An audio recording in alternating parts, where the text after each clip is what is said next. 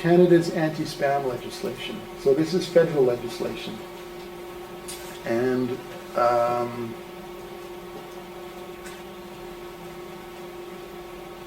so what I'd like to do is spend a couple of minutes on the legislation and the regulations, take a look at this idea of a commercial electronic message, which is kind of at the heart of this new legislation, look at the rules, and then what do you need to get ready.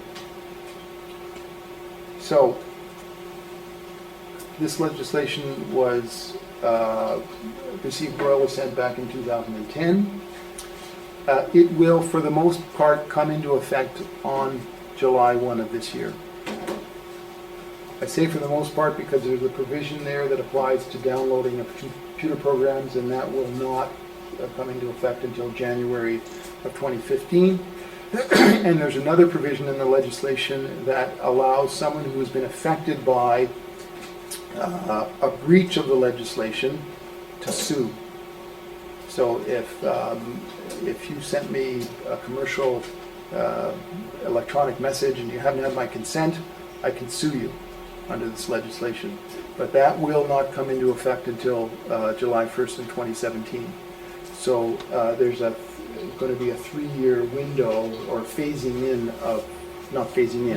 Was it a commercial electronic message? Okay, we'll get there. Okay, there are 2 government agencies that have oversight on this. One is the CRTC and the other is Industry Canada, and each agency has actually published regulations under the legislation. The CRTC legislation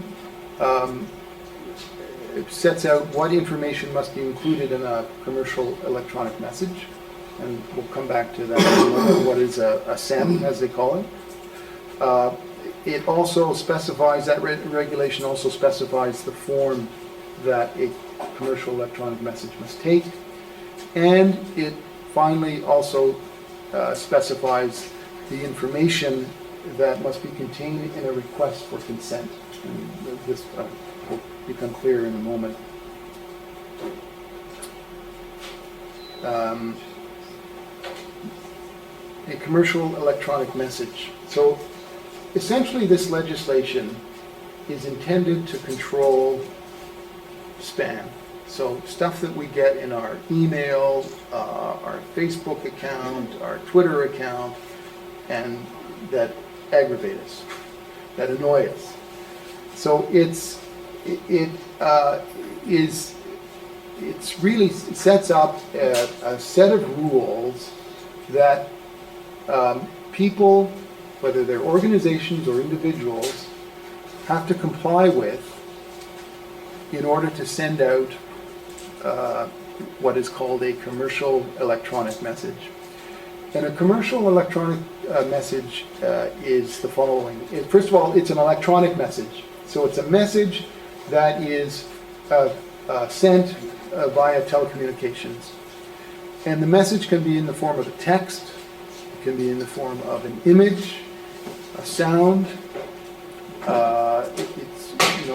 It's defined quite broadly.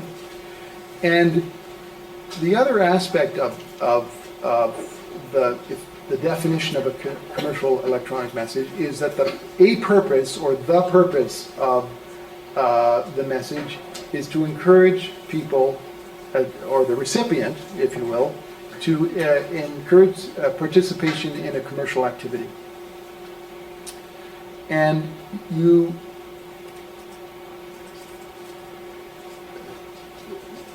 kind of, whether an electronic message is a commercial electronic message, you have to look at the content of the message, any hyperlinks that are contained in the message, so links back to, that would bring you back to, let's say, a website, any images, the sounds that are contained in the message, and any contact information. So in essence, you've got to look at the message as a whole and to come to form an opinion or a judgment about whether the message is intended or has a purpose to encourage commercial participation in commercial activity. So a message, you probably got to come to it, but if I, for instance, send out an email to all of my members saying, hey, here's some really interesting companies Yeah, that are green. yeah, Already I'm doing the spam thing. yeah, you are. So we get down to the list here. So that's the kind of general description, and then the legislation actually spells out a number of things that fall within the scope of what is a commercial electronic message. So any offers to purchase, sell, barter, or lease, any offers regarding business or investment or gaming, advertising or promoting any person who does any of these things or intends to do any of these things. So your example is a great example. You're sending out something and saying, well, these are companies that are engaging in these sorts of business activities, and that would be a commercial electronic message. I was reading this somewhere, if your organization only has a certain number of members, then it No. doesn't matter. No, it's not. It applies equally to charities and nonprofits. What if you're not selling anything except an idea or an advocacy campaign? You'd have to look at the circumstances, but I would say if it's strictly an advocacy campaign, that it would not be a CEM. It wouldn't be a commercial electronic message. What if you were fundraising and you were asking for donations? If you're a registered charity, it's exempt. If you're not a registered charity, you're caught. It's spam, Yeah, saying send us money. yeah. I see. So there is an exemption for registered charities that are sending out a message, essentially a message to raise funds for the charity. Right. Okay. So the key in all of this is what is a commercial activity, and the legislation has a definition, but it's broad. It's very broad. Where will crowdfunding fall in this? It depends on who's doing it, but it's So I'm doing it.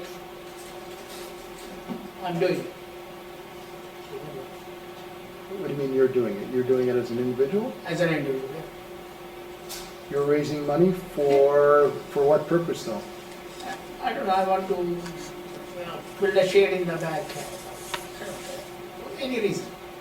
Well, no, it's not for any reason. So crowdfunding, for example, is let's say a form of investment, right? Then an offer regarding an investment would be a commercial activity. So you really, what you need to do is you need to look at all of the circumstances. Okay, now elections are coming. Let's say I want to raise the money for an election campaign. There's an exemption for that. There is There is an exemption for that. So commercial activity is any transaction or action or conduct or regular course of conduct that's of a commercial character. So that's how it's defined.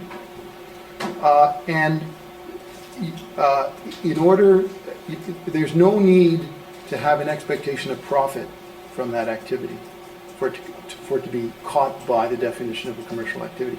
So you can see that it's a fairly broad concept, and I mean, I guess my own view is that it will take some time for this to be fleshed out in the courts, and for it to be clear about what is and what is not a commercial activity. So some of the things that you've raised, or raising funds, where it's kind of on the line, is, for example, an email to the membership of an organization to renew their membership fee. Would that be a commercial activity? To pay their membership fee to renew their membership?